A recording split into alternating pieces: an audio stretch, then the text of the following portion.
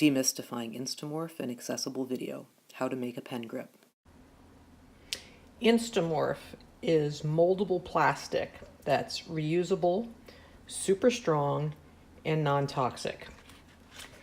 It basically is made up of these little plastic pellets that when they spill all over your kitchen are a real pain, but not quite as bad as styrofoam. To use InstaMorph, you need a way to heat water, a bowl, a thermometer, and the product itself, which sells on Amazon for a little under $11. Heat the water to 150 degrees. So I used this tea kettle to heat the water, and now I'm pouring it into this bowl where I will pour my InstaMorph pellets once I know I have the right temperature. Turning on my thermometer here. This is a standard meat type thermometer. It's supposed to be instant read. And right now, of course, I boiled my water, so it's pretty warm. I'm up to about 176 degrees. Supposed to heat it to 150 degrees.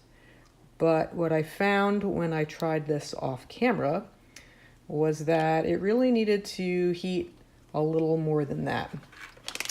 I think the bag says 150 because they don't want you to burn yourself, and there's probably liability issues involved.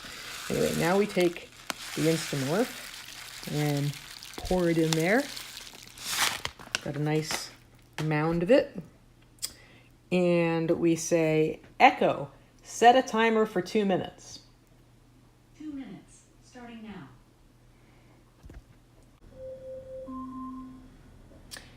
So it looks like Echo says my timer's done. Echo stop. So I'm using this Set of tongs pulls InstaMorph from bowl. pulling out my InstaMorph and putting it on my cutting board. There it is. And see how hot it is. It's warm enough to manipulate. That's great. That's the plan. Mold the pen grip. Here's the tricky part. The tricky part is making a pen grip with one hand while you hold your iPhone with the other hand, because that's how you're making your demonstration video. So I found a pen that I really like, that I think is worthy of a pen grip. And you can see that the InstaMorph little granules have turned into a completely translucent moldable plastic, which is really kind of satisfying to play with once you get it warm enough so that it's supple enough to twist around and bend and mold. And so since this is my writing hand and also my InstaMorph molding hand, I can make this exactly as I'm going to want it for my right-handed writing. Squeeze, squeeze, squeeze. That feels pretty good. This is a nice gel kind of pen. And I'll come over here and test it out. Writing Eliza on pad. Not bad. We'll let that dry or harden, I should say.